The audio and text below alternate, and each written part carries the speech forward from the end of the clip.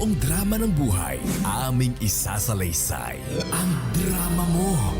Live.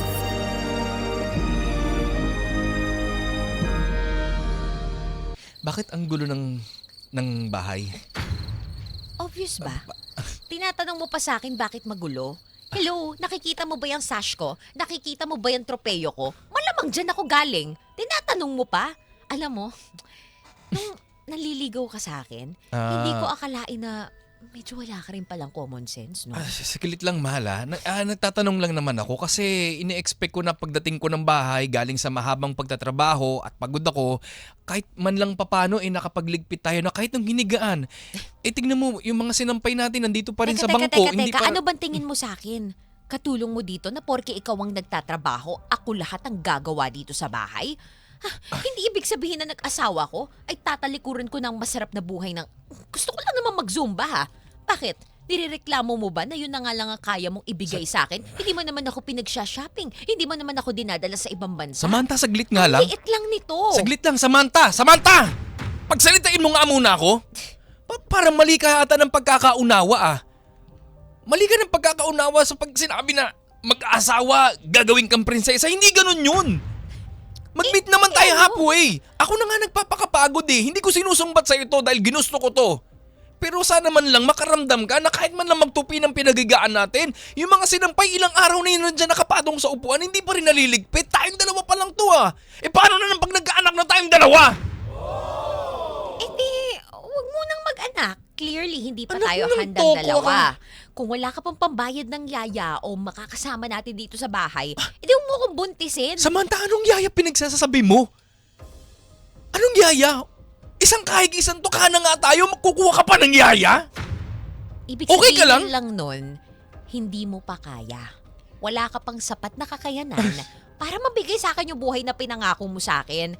At saka pwede ba, ang buhay ko nung single ako masarap, okay? Okay kami. Ginagawa ng tatay ko lahat para sa amin. Kaya kung di mo kayang gawin, isoli mo na lang ako sa kanila. Samantha, okay ka lang ba? Naririnig mo ba yung mga pinagsasabi mo? Ikaw ba Na isusuli naman na lang kita? Ratratin mo ba naman kasi pagod ako, okay? Nag-zumba ako, pawis ako. I need to rest. Anak ng tinapak. Kumain ka na lang dyan. Meron dyang natira yung buntot ng isda. Sa'yo na lang. Sige na.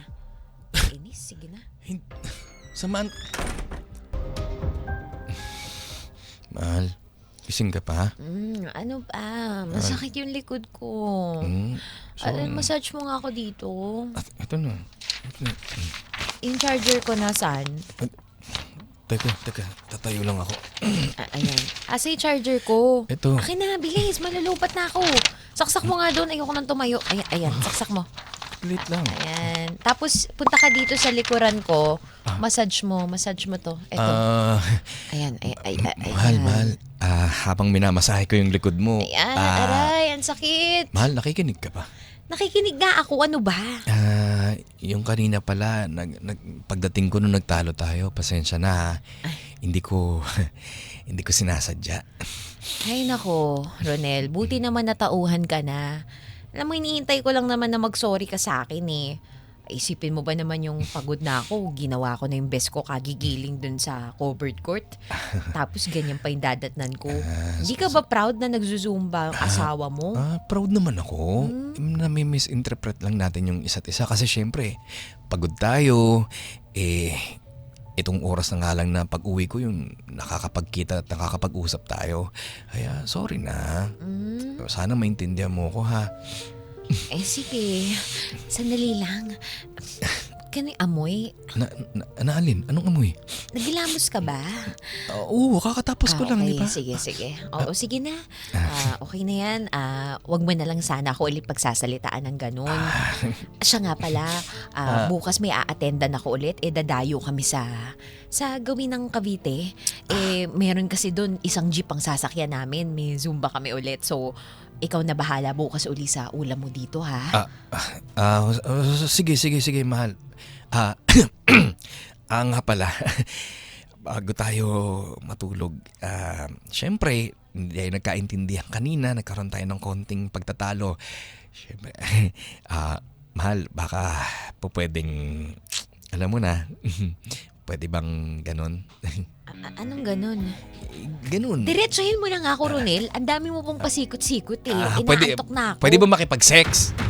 Ah? Mm. Hoy, sandali lang. Baka may nakakarinig sa ating mga... Mahal, tayo lang nandito sa kwarto. Sige na, pagbigyan mo na ako.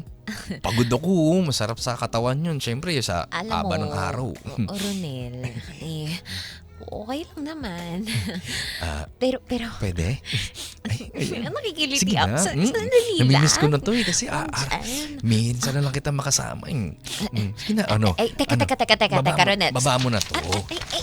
Sandali yan. lang. Sige na, papasok ko na ha? Sandali lang. Bago yan.